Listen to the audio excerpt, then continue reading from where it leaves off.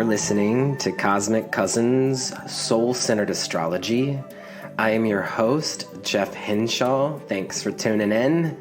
Cosmic Cousins is dedicated to honoring the interconnectedness of our universal family through embodied health, self-discovery, and deeper learning. Cosmic Cousins is released on each new and full moon, and it is here to bring you back into alignment with the cosmos. So thank you for being here as always.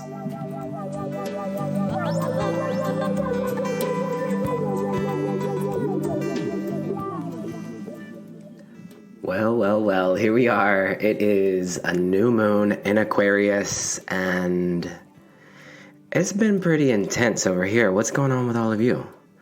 It feels kind of like Capricorn season still.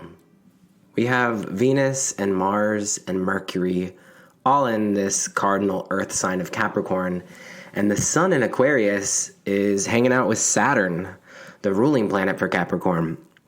So we're shining a light to Saturnian themes on this new moon, and we're going to get into all of that today. Saturn is also the traditional ruler for Aquarius, and Saturn is at home in both Capricorn and Aquarius.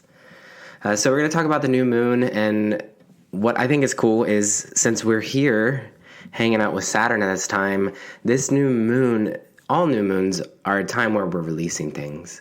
We're shedding, particularly as the moon is waning towards the new moon. Yes, happy new moon to you. We're going to first start by focusing on the new moon and its energy. But as we head in deeper into the episode, I'm going to give you an energy update. And so this is what I wanted to check in with you about is, as we are here with Saturn, Sun and Saturn together, all of us are gifted an opportunity to shine a light. You can think of the sun, to shine consciousness on what Saturn means to us in our life, what Saturn has taught us since Saturn entered Aquarius back in March of 2020. The easiest marker for that is right when social distancing measures were put into place because of the global pandemic. So we have been with Saturn and Aquarius since that time period, and we've been really asked to become more responsible to the Aquarian themes in our life. For some of us, this is taking greater responsibility for humanity, for the collective, for sharing information. For others of us, it might be more connected to our community, our friend groups.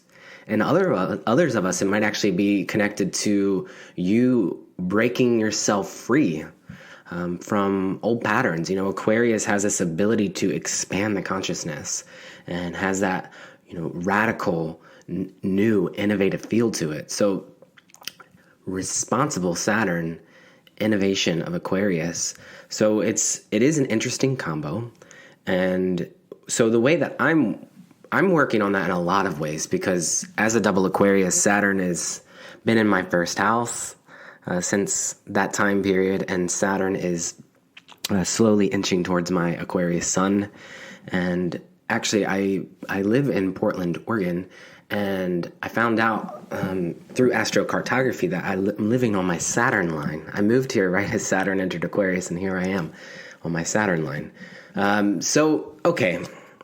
Some of the ways that I am leveling up and committing in that Saturnian way is by kind of reworking the way I do the podcast. So I wanted to share with you that I am recommitting on this new moon to releasing episodes on the new and the full moon. And you can count on that throughout 2022. But I'm also extending the offering by after the connection to the new moon, I'll be offering you an energy update on the 2 weeks to follow. So in this episode, we're going to first start by connecting to the Aquarius New Moon, and then we'll transition into looking at the energy of the upcoming astrological transits from February 1st to February 15th. So I think this is really exciting because it's going to allow us to go more in depth into our astrology practice, and it allows me to hold space for you in a new and an expansive way. So thank you as always for being here. If you're new to the show, welcome to the Cosmic Cousins podcast. My name is Jeff Hinshaw. I am an astrologer and a tarot practitioner. I work with people one-on-one in mentorships. I also offer readings, and occasionally we'll offer classes. And so thank you for being here, and thank you so much to the Patreon supporters of the show. It means so much to me that you help contribute to make this show possible. And so in honor of that, I did share last week on the podcast that for the Patreon supporters, I would be gifting one of you the I Light Tarot. So the I Light Tarot is a deck that I found here at a local shop in Portland called Cargo. And I just happened to walk by the store. I didn't actually know that it was there. It's kind of in this like industrial area of Portland, close to the river. And I was with my dog Biji, and I saw a few people walking into the store that looked kind of cool. So I was like, oh, what's this? So I walked in, and since I had Biji with me, I wasn't able to stay very long because he likes to like sniff around and isn't the best in stores. But luckily, Portland is very dog friendly, so you can bring your dog into most stores here. But I walked straight to the back wall, and they had a table of tarot decks, and they had the I Light Tarot displayed, and I had never seen it before. I think it's a new deck, and I think it's pretty rare. I think only 2,000 decks were printed, and I think it's interesting because it is it's produced by Modest Mouse, the band, and I'm not sure if they commissioned the artist. The artist's name is Violet Aveline. But the deck is just gorgeous. It's actually rather large, and it kind of has almost like waxy feel to it. So it feels like hand painted, but its images really speak to me. And I think that they really pay respect to the Rider-Waite Smith tarot, and its depictions, but upgrades it in a new and kind of radical way. So, it's a really nice deck. I wanted to gift it to someone in the Patreon community as a thank you. And I hope to be doing more thank yous to the Patreon supporters because I really do appreciate it a lot. This one, I wanted it to be like a really nice gift because some of you Patreon supporters have been supporting the show for over 3 years. So the way that I did it is I wrote everyone's name down who was a Patreon supporter, and for every year that you've been supporting the show, you got an extra little name tag put into the bowl. So for some of you have your name written down 3 or 4 times because you've been supporting the show that long. And that's kind of wild because the show launched in 2017. And so we're coming up in September on the 5-year anniversary of the podcast, which is wild. So let's go ahead, and I'm going to tune into this little bowl of Patreon supporter names and see who it is that is going to benefit most from this I Light Tarot deck. Okay, and I just want to remind all of you listening that I have candles lit here every time that you come and gather with me for this podcast. It's the new or the full moon, and so I really do encourage you to light some candles.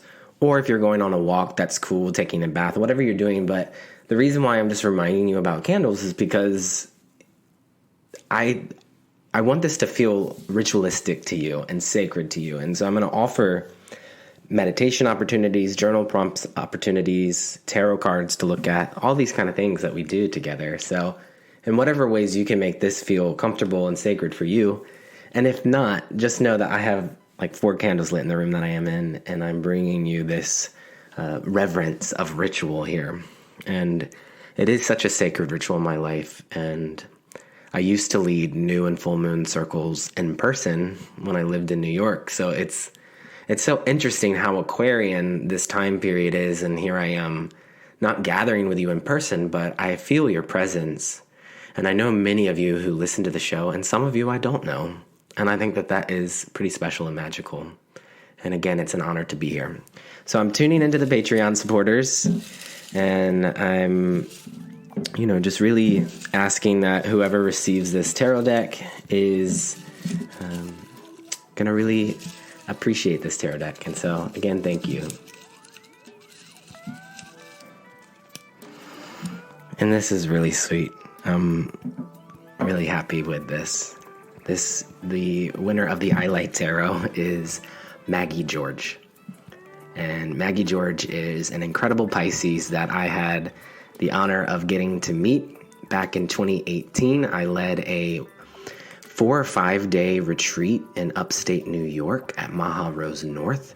And there was probably about 8 to 10 individuals who went on a astrology journey with me. We had a sacred gathering for each of the 12 signs. And that was the first and only retreat that I've ever led. And the group of us that gathered was really sweet and sacred, and Maggie was a part of that group. And so, yeah, it kind of brings me to tears a little bit to know that Maggie will receive that deck. So, big love to all of you that support the show, and yeah, happy Aquarius New Moon to you. So at this time, let's transition into a little meditation for embodied health as we transition into the Aquarius New Moon.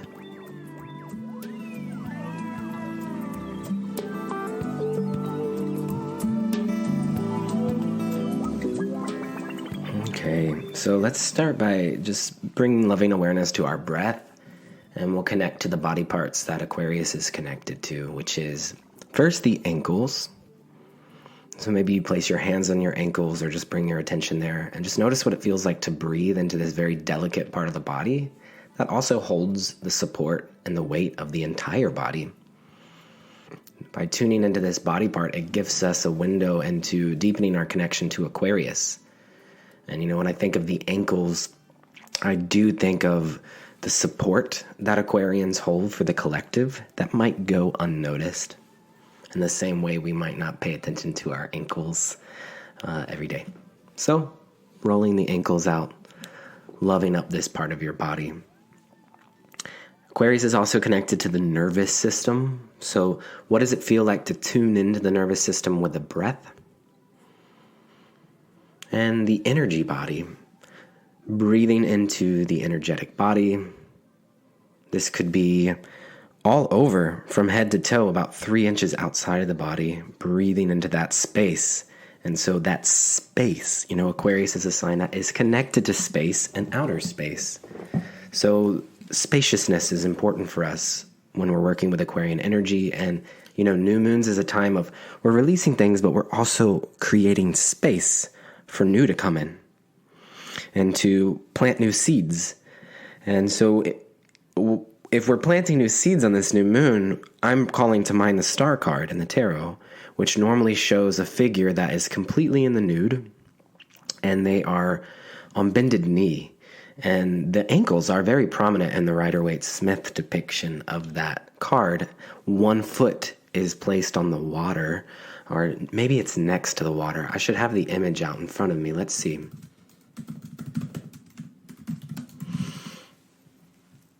Yeah, 1 foot's on the water, and the knee that's bended is on the land. And the figure pours water to the earth in one hand and pours water into a lake or a pond or a hot spring with the other hand.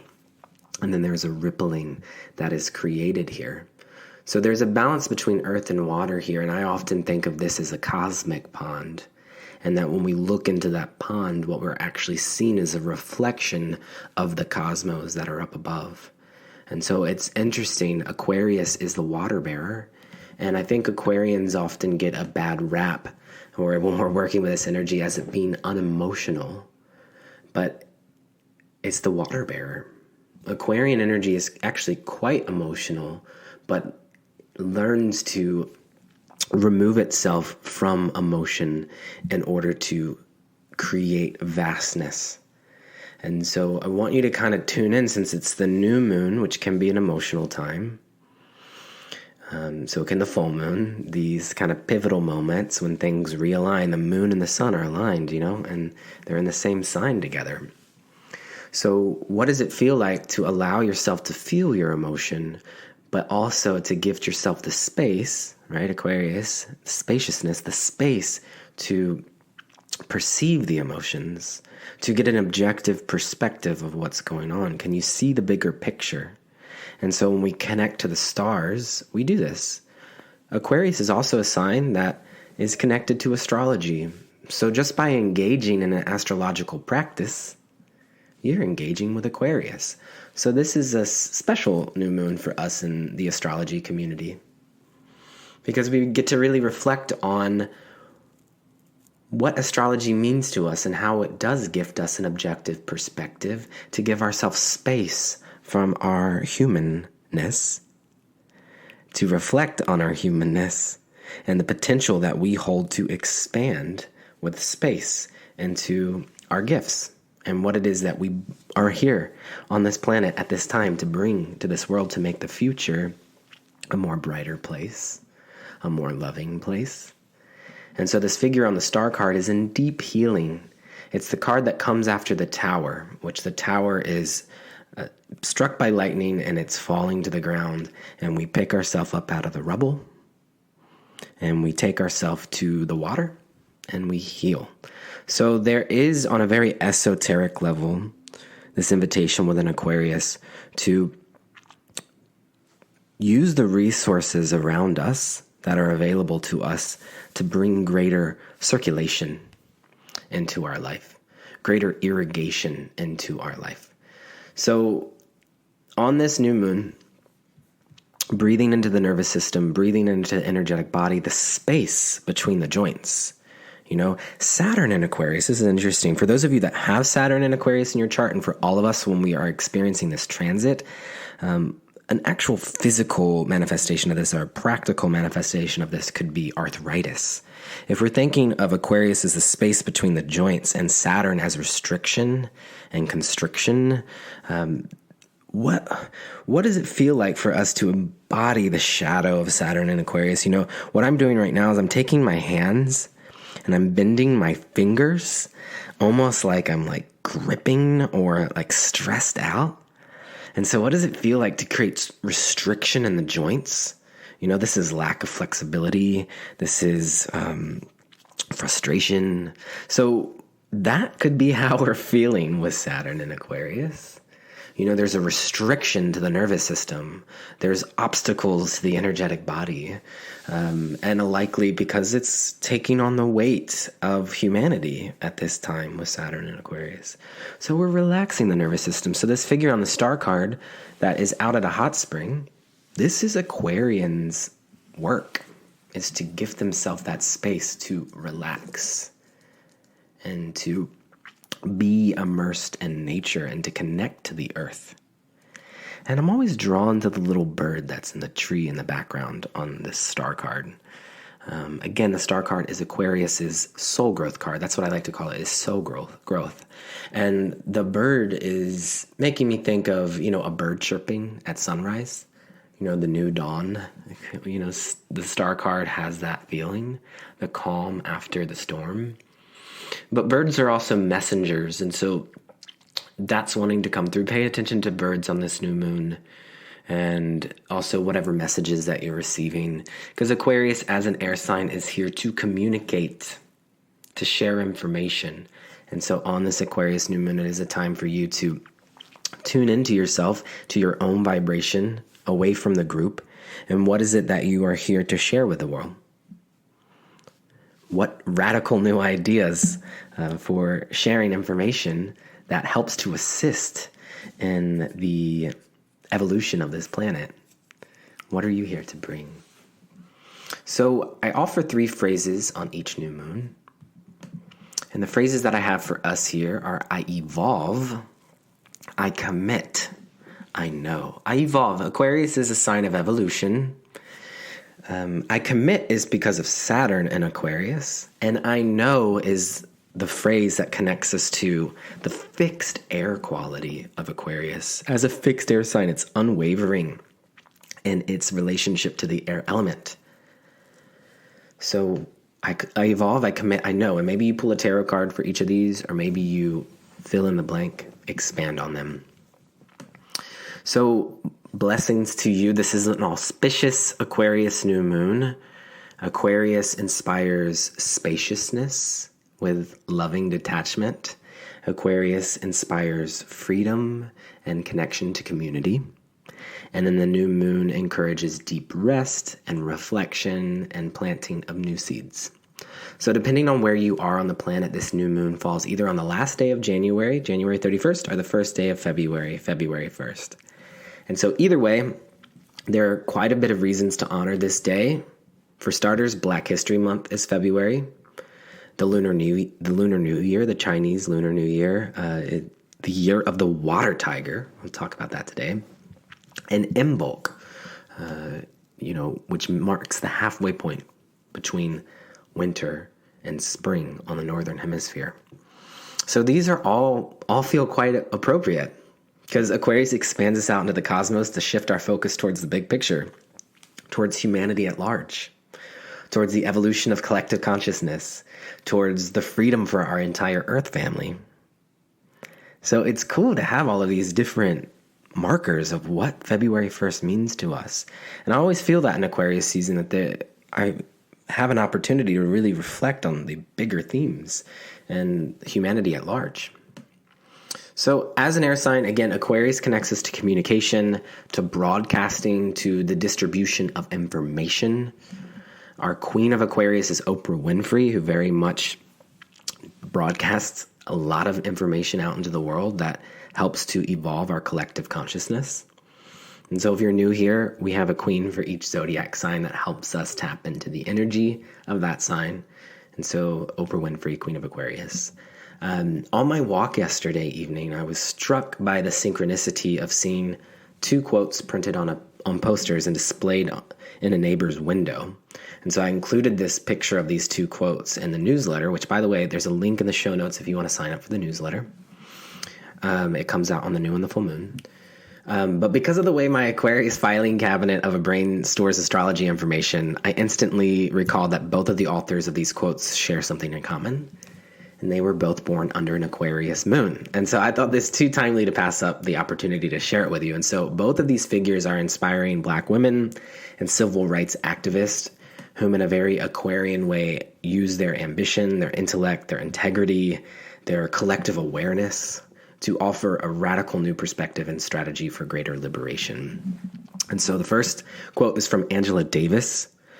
Angela Davis was born during an Aquarius New Moon as an Aquarius sun and an Aquarius moon. And Angela Davis was in our final four for Queen of Aquarius and really would have made an incredible Queen of Aquarius and is still in many ways is. But Angela Davis is the author of over 10 books on class, feminism, race, and the U.S. prison system. And her quote that's displayed on the window reads like this: "I'm no longer accepting the things I cannot change. I'm changing the things I cannot accept." So this call to action has inspired progressive movements for decades. I've seen this quote in a lot of places. And it also seems to respond tactfully to the possibility of spiritual complacency that is present within the Serenity Prayer. I do know Angela Davis is quite a spiritual person too. But that ability to critique the systems and the structures that we have around us is very Aquarian. So I'm no longer accepting the things I cannot change. I'm changing the things I cannot accept. And when we look at her birth chart, what I'm really struck by, so Angela Davis was born on January 26, 1944 at 12:30 p.m. in Birmingham, Alabama. And this is according to Astro Themes database.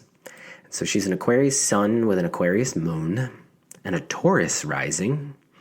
And she has Saturn and Gemini, which is the traditional ruler for Aquarius. Saturn and Gemini trine the moon in Aquarius by 1 degree. And so very committed to communication around duality in the world, Gemini. And that, as an Aquarius with Saturn and Gemini, that quote, that tracks. And then she also has Mars and Uranus conjunct in Gemini. You know, Uranus is the modern ruler for Aquarius. So, radical, innovative words, Mars, that are, cutting and powerful and activist and taking action. So the quote is about taking action and connects us to the themes of duality, but also it was inspiring for the collective. So that's our first quote that was displayed on the window.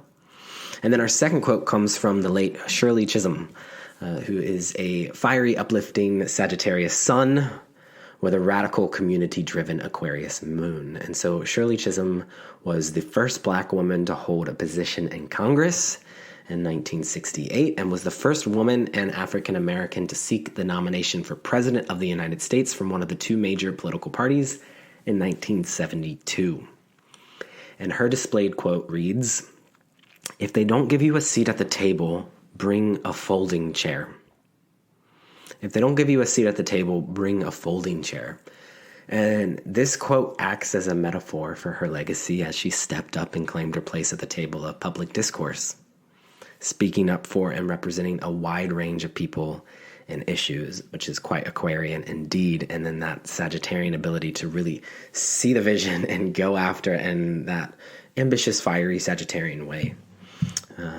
So on this Aquarius new moon, may both of these figures' lives continue to encourage us to use our intellectual power to serve our community with greater integrity. It's all quite timely as this new moon is conjunct Saturn in Aquarius, and Saturn is our elders, looking to people who have been responsible to humanity in the past to inspire us for the future. And so Saturn can be sobering. So sobering opportunities for greater responsibility and accountability for a community and for humanity have emerged since March of 2020, when Saturn first entered Aquarius right at the start of social distancing. So this new moon, it does serve as a time for us to pause, to recalibrate, and to reconsider the ways in which we reconsider the lessons we have learned with Saturn and Aquarius.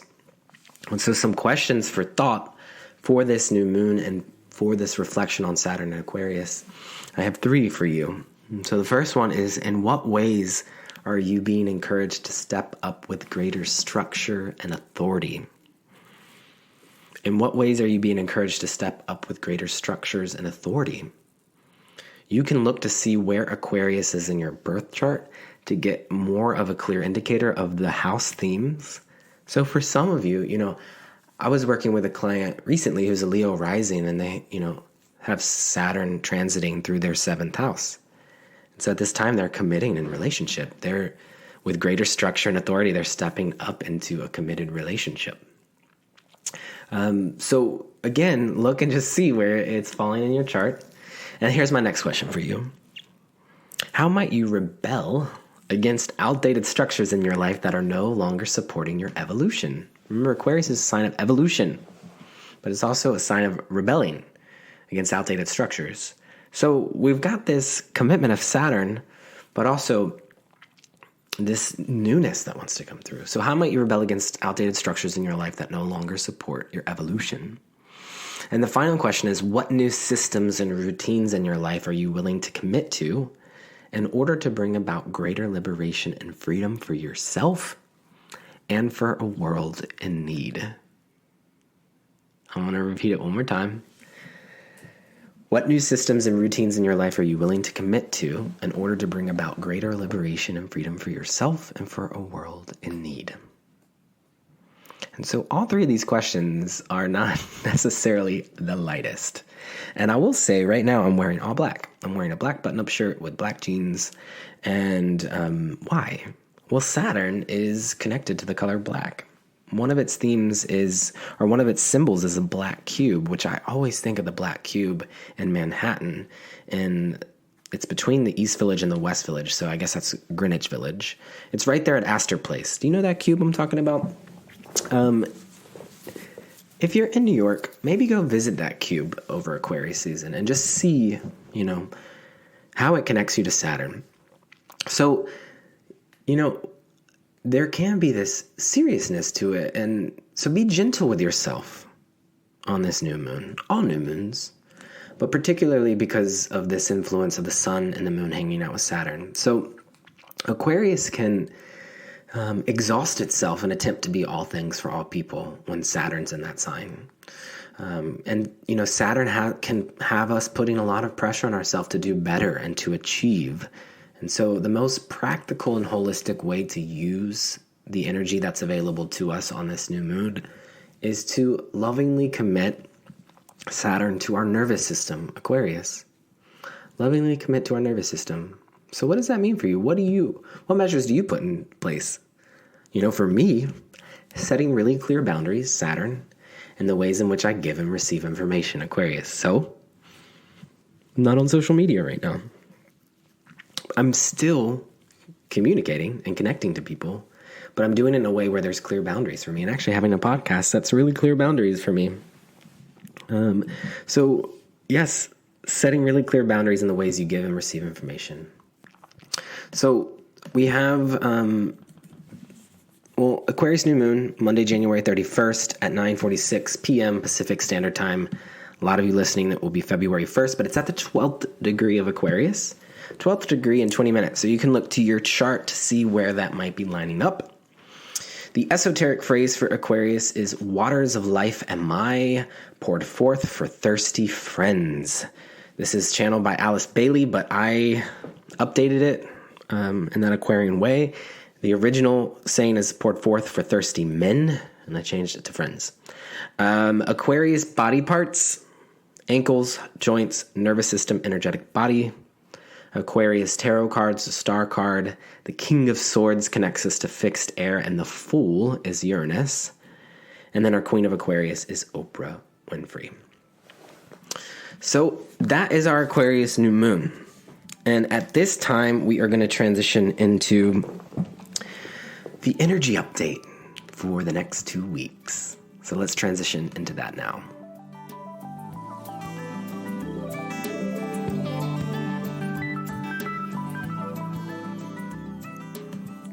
So I'd like to remind you that you can leave a review for the show. If you value this show and want to help with its ratings, particularly if you listen on iTunes, you can rate 5 stars and leave a comment. I haven't received comments in a while. I forget to remind you of that.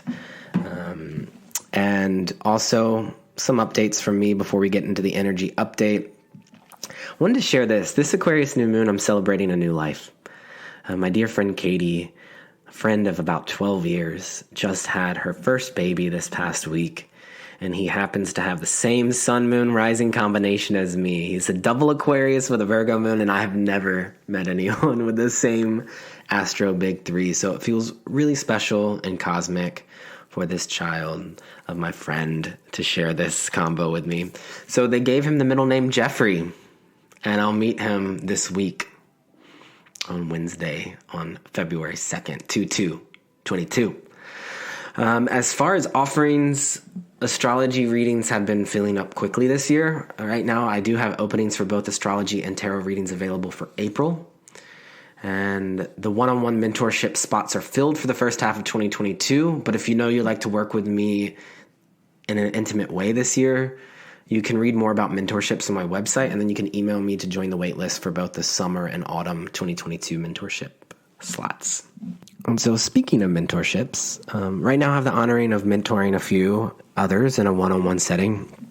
And during our time together, I intuitively guide individuals into their studies of astrology and tarot, and I help them weave together these esoteric practices with their own topics of interest. And so one of the individuals I currently have the honor of mentoring is Alexandra Kiri, who is a Gemini sun with a Capricorn moon and a Virgo rising. And Alexandra has a deep passion for written word and impactful communication, and holds a particular interest in reconnecting to her Celtic ancestral roots as a devotee to Saint Bridget, the goddess of poetry, crafts, and divination. And so Saint Bridget's Day, which is Imbolc, falls on February 1st, which is the Aquarius New Moon. So I thought this was interesting. I had mentioned that earlier in the podcast episode. And so in our last session, I asked Alexandra how this celebration of Imbolc in the heart of Aquarius season connects her to the energy of this collective air sign. And this is what she had to share with us. She had so much to share in that Gemini way that I asked her to record a little clip for us to teach us a little bit about Imbolc and St. Bridget's Day. And so here's a little clip from Alexandra now. Hello, cousins. I'm excited to share a little bit about the goddess Bridget and how a newly officiated holiday in Ireland can connect us to the themes of Aquarius and this new moon. Bridget is a Celtic triple goddess of both fire and water, traditionally associated with poetry, healing, and smithcraft. Other associations include midwifery, animals, warriors, and land-based sovereignty. Most often associated with Ireland It is of popular belief that the Irish Saint Bridget, one of the 3 patron saints of Ireland and only female one, is the very same goddess Bridget from ancient Celtic times, subsumed into Catholic tradition when the Church swept through Ireland. As such, St. Bridget's feast day in the Catholic calendar falls on February 1st, coinciding with Imbolc, the ancient Celtic fire festival dedicated to the goddess Bridget and associated with the beginning of spring. Since 2019, an Irish feminist group called Her Story has been petitioning the Irish government calling for Bridget's Day to be celebrated as a national bank holiday in Ireland, just like St. Patrick's Day is in March. This petition gained recent widespread support across Ireland throughout October 2021, Libra season, and on January 19th of this year, the first day of Aquarius season, the Irish government officially ruled Bridget's Day a national holiday starting in 2023. In Dublin, they are already marking this momentous occasion with another first via an inaugural free citywide festival aptly named Bridget 2022, Dublin City Celebrating Women. Alison Gilliland, the Lord Mayor of Dublin, had this to say about the festival. I am delighted to initiate this new celebration of women. While acknowledging St. Bridget, my inspiration is very much drawn from our Celtic heritage, the fierce yet protective and creative goddess Bridget and the Gaelic festival of Imbolc. The Bridget 2022 program seeks to provide spaces and opportunities across our city to acknowledge and celebrate the contributions and achievements of women and highlight the rich tapestry of life that they have woven in all walks of our society. As we know, Aquarius is all about collective responsibility and learning how to be part of a larger system. We can see these themes reflected by those who have championed Bridget's Day as a collective celebration of womanhood, blending ancient and modern traditions alike. A statement from Melanie Lynch, the founder and CEO of Her Story, further reflects these themes. She says, making Bridget's Day a national holiday would be a true reflection of today's progressive, inclusive Ireland, sending a strong egalitarian message to the world. This year, Imbolc and the new moon in Aquarius will coincide. Bridget herself feels particularly Aquarian to me, especially her connection to sacred water blessed with healing for the community. There are also several examples from Celtic lore of Bridget not taking no for an answer and being quite rebellious or unorthodox, especially in the face of long-standing patriarchal dogma. She can inspire us to build a bridge between the ancient and the new, connecting ideas and lessons from the past into the present and beyond into the future. Wishing all those who celebrate a blessed Imbolc and happy spring. Wow. Really cool to learn that. Thank you, Alexander, for sharing that. And we can really feel your Gemini sun with your Capricorn moon, that ability to communicate and that Capricorn responsibility. I felt like I was listening to a professional broadcast. So thank you so much for that. Yes. So happy Imbolc to you if you celebrate that. Happy Black History Month. Happy Aquarius New Moon. And also happy Lunar New Year. The Lunar New Year is the beginning of a calendar year whose months are moon cycles based on the lunar calendar. And, you know, I love the moon as I release an episode on the new and the full moon. So the Lunar New Year is something that I celebrate. And it usually falls around what I call my rising self birthday, when Aquarius rising at the 5th degree. And normally that's right around the Lunar New Year. So the Lunar New Year is particularly celebrated in East and Southeast Asian countries. It is also a feature of the Hindu Buddhist calendars of South and Southeast Asia and the Islamic calendar and the Jewish calendar. And so this year, in Chinese New Year, is the year of the water tiger. So happy year of the water tiger to you. If you are a tiger, then this is an important year for you. And I've been, developing a relationship to Chinese astrology over the past decade. And I have really found a lot of creative inspiration from these years and also a lot of synchronicity and resonance. And so in Chinese astrology, the first new moon of the calendar year is also known as the Lunar New Year, and it marks the beginning of the Chinese New Year.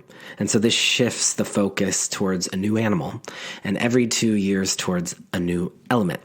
And this is the year of the water tiger, which is very connected to the high priestess. And the image that's coming to mind is the high priestess in the Wild Unknown Tarot by Kim Krans.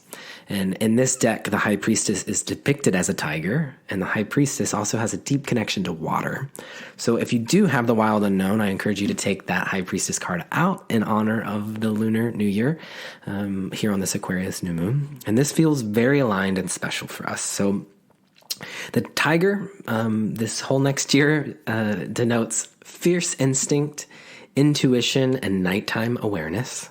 And the element water represents kindness, patience, and good memory. And so in a year with Jupiter in both Pisces and then into Aries and then back into Pisces and then into Aries, it feels like the water tiger is really connecting us to those themes and highlighting that. It offers us a balance between that vast expansion of spirit and then the fiery new beginnings of instinct. So happy year of the water tiger to you. And at this time, we're ready to transition into looking at the next 2 weeks, the energy update portion of the podcast. So let's transition into that now. Great. So these are the transits for February 1st through the 15th.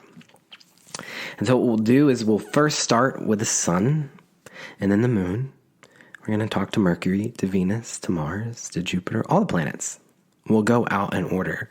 But first starting with the sun. And so the sun over the next 2 weeks travels from the 12th degree of Aquarius to the 26th degree. So the sun is shining a light to these parts of your chart. Which means as the sun gets to the 25th degree, it's my birthday. My birthday is on February 14th. So I get to shine a light to myself. So happy birthday to all you Aquarians out there. And for those of you with Aquarius Moon, Aquarius Rising, special time of year for you. The sun is conjunct Saturn the first 9 days of February, but it is exactly conjunct on February 4th, Friday, February 4th. So a lot of the themes around commitment and, responsibility, Friday, February 4th is a time to really tune into that. So this whole time period, but particularly on Friday, February 4th, we're shining a conscious light, and it spotlights the themes of lessons of Saturn and Aquarius for us. And so, yes, it is important to note that Mercury is currently retrograde in Capricorn, but also stations direct on Friday, February 4th, at the 24th degree of Capricorn. So I have been feeling Mercury retrograde in very specific ways. I lost my wireless headphones for about a week, which meant I had to use my wire headphones. But because I was using my wire headphones, the little slot that I put the headphone jack into, it needs to be held at a certain angle in order for it to work. So as I'm on the phone or listening to podcast, it keeps cutting out. And so the energetic connection and the receiving of information was stalled. And I just thought it was interesting in terms of Aquarius, which is connected to technology and receiving information, and the Mercury retrograde invitation of slowing down and maybe receiving less information. So instead of being frustrated with losing my headphones, which I found now, and for the wireless headphones to not really work, I remembered that it was Mercury retrograde and that is a time for us to slow down our communication. I also experienced the first flat tire that I've ever had, and I learned how to change my tires. I had to replace my windshield wipers, and I got my eyes checked, and I do need to get glasses. So all of these things feel very Aquarius into Capricorn to me, because Capricorn is going to connect us to responsibility. And so like replacing my tires on my car, it felt like that. And it reminded me of the freedom that they give me, the Aquarian freedom that they give me. So yeah, what grand ideas for evolution and interconnectedness have you been revisiting? So I had to stop the recording and re-record because the technology started beeping in the recording. So I'm re-recording this, Mercury retrograde. And I'm recording over, I was starting to share ideas with you I have for future projects. But I guess I'm supposed to be sitting with those right now because of Mercury retrograde. So, sitting with your ideas right now, Aquarius, going back into Capricorn and really figuring out the reality of that and how you want to put those measures into place. And that's a theme for us as we move through 2022, because all of the Mercury retrogrades will be traveling from air back into Earth. So the next Mercury retrograde will be during Gemini, Mercury and Gemini going back to Mercury and Taurus. So the theme of 2022, one of them is about this air element going back into Earth, which we also see mirrored by the North Node transitioning from Gemini and retrograding into Taurus. The nodes of fate always move in retrograde motion. And so this is the lunar node of the moon. And so on February 8th, we have a Taurus moon. It's the first quarter moon, the half moon. And then on February 16th, we have a Leo full moon. So right now we're connecting to the moon and to the North Node that has just recently entered Taurus. So this is an invitation for us to evolve the Taurus parts of our chart over the next year and a half, as the North Node is in that sign. And the North Node represents when eclipses are. It's the eclipse axis. So Aquarius season is the first square to that eclipse axis. So we might start to really feel the Taurian themes come through. So this is embodiment. In what ways are you embodying your truth? How are you coming deeper into your sense of belonging in your body? In what ways are you relating to the earth, to your physical belongings, to that which you are manifesting and that which you value?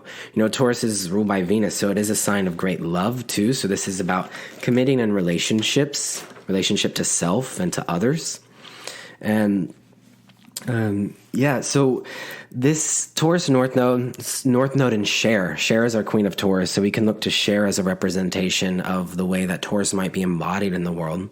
But it is a representation of empowerment through the voice. Taurus is the throat and the voice. Sharing your truth with the world in a very clear and resounding way that helps to empower others to come deeper into their body and to connect to their divine feminine, to their sensual nature, to their rights to be in a body, their rights to take up space. This is important for us as the North Node is in Taurus.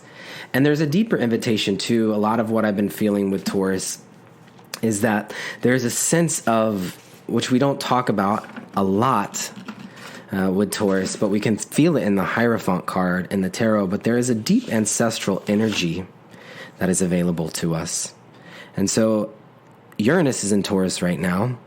And as the modern ruler for Aquarius, Uranus in Taurus is likely felt quite prominently this time of year since it's Aquarius season. And you can place the Fool card, Uranus, next to the King of Pentacles to meditate on Uranus and Taurus. But how are we leaping into greater opportunities to ground, to manifest, to get to work out of the love of embodiment? And so the Hierophant is deep, ancient, ancestral wisdom that connects us to the esoteric, earth-based practices in our life. And so for some of us, that Taurus part of our chart is like this deep keeper of esoteric and occult wisdom. It's the polar sign to Scorpio, and Taurus rules over the physical realm. Taurus learns to evolve through Scorpio and its soul-centered self.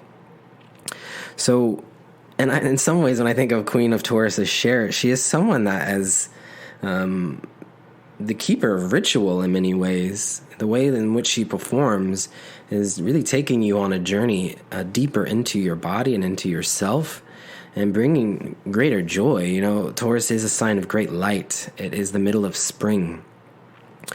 And the word share is about sharing. You know, as the name Cher is sharing your voice, sharing your truth, sharing your values. And so a cool thing that I thought, whenever any of the Zodiac Queens are doing something in the world, it's a message to us. And Cher just released a cover of the Golden Girls song in honor of Betty White. So let's listen to a little clip of that. Thank you for being a friend. Travel down the road and back again. Do you feel the love coming from that voice? You know, and when we think of Taurus as like a cow or a bull, I could see a cow singing the song, as ridiculous as it sounds. But there is that gentle quality that is patient and persevering, but also powerful and steadfast and loyal and grounded. And so hearing this cover of, you know, the Golden Girls song, Thank You for Being a Friend, Aquarius is a sign of friendship and of sisterhood and belonging. And so as we have the North Node in Taurus with Uranus in Taurus, Saturn and Aquarius, there is this invitation for us to really commit to our friends in a new way. And if it's not your friends, it's your community, or to your offering that connects you to the community, or maybe just a relationship in your life that you're cultivating. But I'm imagining this Taurus North Node is encouraging us on this Aquarius New Moon to, if Taurus is about beauty, and I think of flowers with Taurus, it's like gifting flowers to your friends, gifting flowers to your community. Your heart is true, you're a pearl and a confidant. And if you threw a party and invited everyone you knew. So thank you, Cher, for sharing your voice with us that helps connect us to our deeper values and to the love that is present within our world. So Cher will be performing this special version of the Golden Girls theme song, or she performed it as an advertisement for NBC's upcoming special that's celebrating Betty White's life. It's called America's Golden Girl. And so Cher pays this tribute to Betty White. And this is actually released. This NBC special is released on the new moon. Let me just double check. Yeah, so it airs Monday, January 31st at 10 p.m., literally right during the new moon. So maybe you'll check that out as a little Aquarius new moon ritual for yourself and an honoring of the Taurus North Node. You would see the biggest gift would be from me, and the card attached would say, thank you for being a friend. Hey, okay, so this is a good segue into Venus. Venus travels from the 11th degree of Capricorn to the 16th degree of Capricorn over the next 2 weeks. Venus just stationed direct on Saturday, January 29th. Venus in Capricorn is very hardworking, very ambitious, and needs to be reminded to have fun and to enjoy. But also, if you have Venus in Capricorn, or for those of you that have a lot of Capricorn energy in your life, Venus in Capricorn wants to be reminded of their offering. If you are dating a Venus in Capricorn, it's nice to say to them, like, I'm so proud of you. I see the work that you're doing in the world, and wow, like, thank you for showing up in this way. So while Venus has been in Capricorn, it's likely been a time where many of us have been on a journey of reevaluating. It's been retrograde. Our careers, our greater purpose, our relationship to what we're building, to larger structures in our lives. And so Venus in Capricorn, it is how might you receive love when you commit to building, when you have commitments in your life. And so during this transit, how have new duties come up for you around the Venus themes? What new responsibilities? Venus in Capricorn is a time of commitment and partnership. But since it's retrograde, it is reevaluating what your relationship is to that. It doesn't just have to be relationship. Venus is also themes of money, of the material, of sensuality. So you can get a deeper understanding of this again by seeing where Capricorn is in your chart. For those of you with more Capricorn energy, if you have Venus in Capricorn, this is your Venus return. If you're a Capricorn Sun, Moon, Rising, you might be feeling these themes a little bit more poignantly. But either way, this is a time, Capricorn energy is, when we're really going into the soul work of it, it's about outdated patriarchal values, particularly now that Pluto is at the final degrees of Capricorn. So what outdated patriarchal values that you've inherited from your parents, from society, are you ready to release in order to advance you forward toward greater healing and embodiment, which is Venus? So this theme continues on, and it intensifies as Venus is on her way to see Pluto for the third and final time and during this transit. So Venus has been in Capricorn. It's November and December, January, February, and beginning of March. And so as she's on her way to see Pluto, Mars just recently entered the cardinal Earth sign of Capricorn too. And so Mars travels from the 5th degree of Capricorn to the 16th over the next 2 weeks. And so they meet up with each other. Mars and Venus meet up with each other on the Leo full moon on February 16th.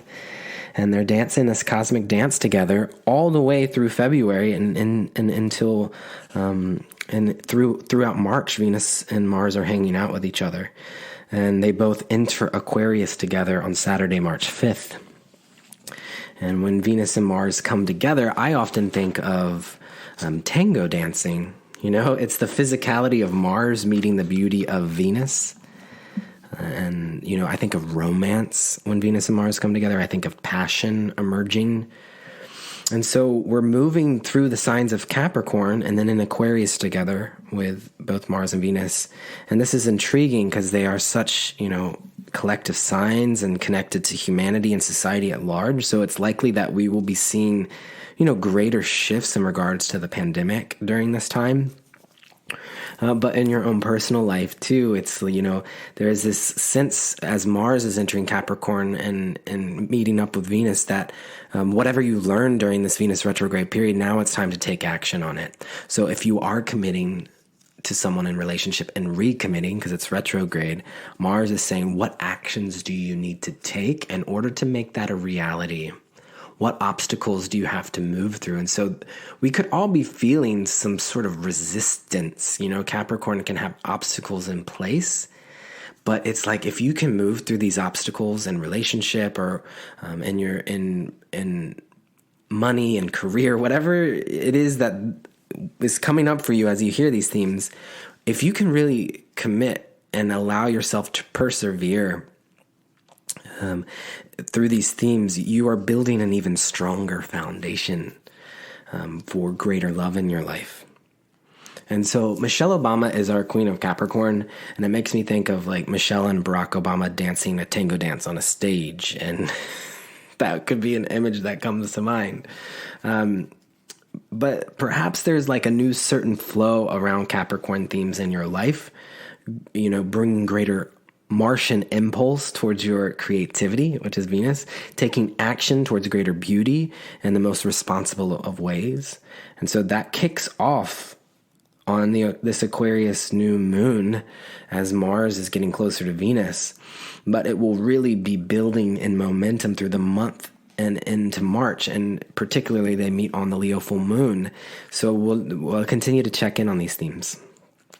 Jupiter is hanging out in Pisces right now, traveling from the 7th degree to the 10th degree of Pisces over the next 2 weeks.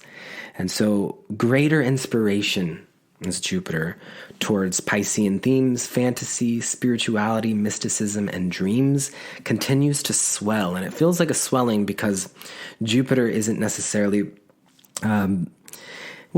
Jupiter is coming into a sextile with Uranus and Taurus at this time, but also is swelling. We'll get more of Jupiter and Pisces as we head into Pisces season. But yes, you know, the Pisces parts of our charts are growing with Jupiter and Pisces, with greater emotional understanding and forgiveness.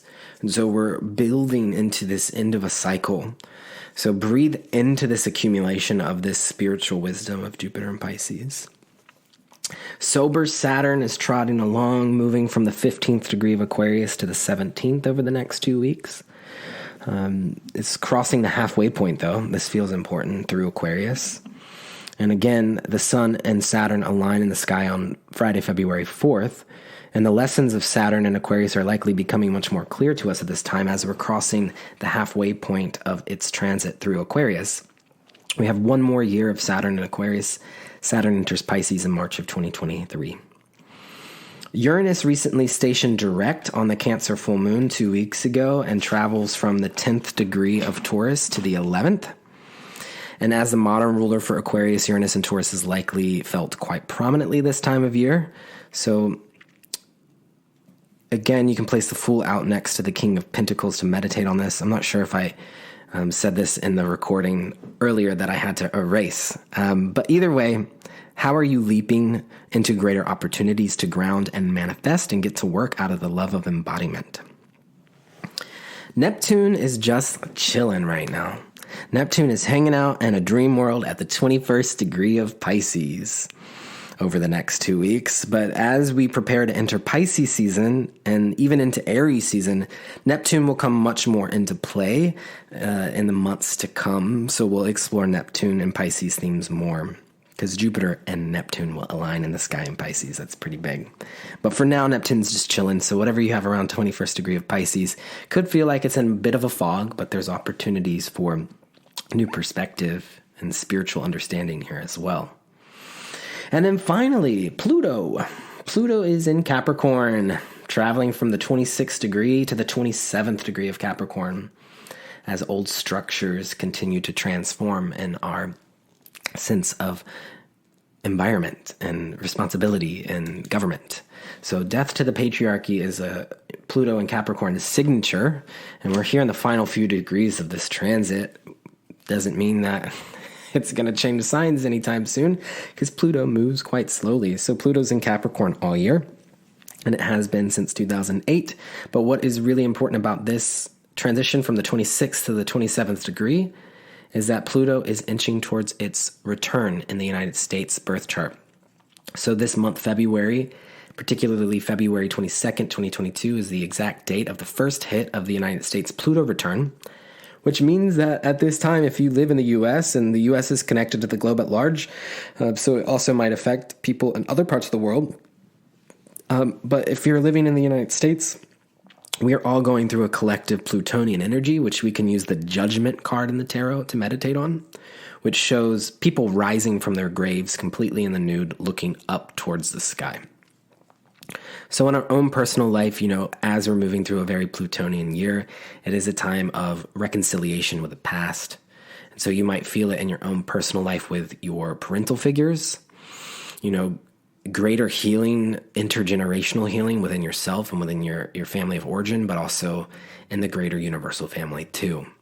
And so just, being very mindful of the ways in which you're communicating to people and the karmic patternings that you're releasing yourself from as you continue to grow and evolve into a more powerful person. Pluto's about power and psychological understanding. And so, compulsion, jealousy, codependency, these are all Plutonian themes. And with a South Node in Scorpio, we are all having the opportunity to really go into our codependency, into our jealousy, into our rage, and to really name them. So if you're feeling some of those themes, if you, have something in Capricorn towards the end of, if you have something at the end of Capricorn, Pluto's hanging out with these Capricorn placements, and it's likely that you are going through a deep journey of transformation in this part of your chart. So, yes, these are the transits. This is the energy update for the next 2 weeks, and I'm very curious to know if you enjoy this new offering, and it's always nice to hear from people. So the best way to hear from you is by leaving a comment and letting me know, leaving a review, and becoming a Patreon supporter of the show. So if you'd like to do that, you can check the links in the show notes or go to patreon.com/cosmiccousins. Again, I have availability for readings in April and a wait list open for mentorships. And it's an honor as always to be here. Congratulations to Maggie George. I'll be reaching out to you about your tarot deck. And I'm wishing for each of you an Aquarius New Moon that offers spaciousness and perspective for greater inner knowing. Be gentle with yourself. Take sweet care, cousins. And remember, deep breaths.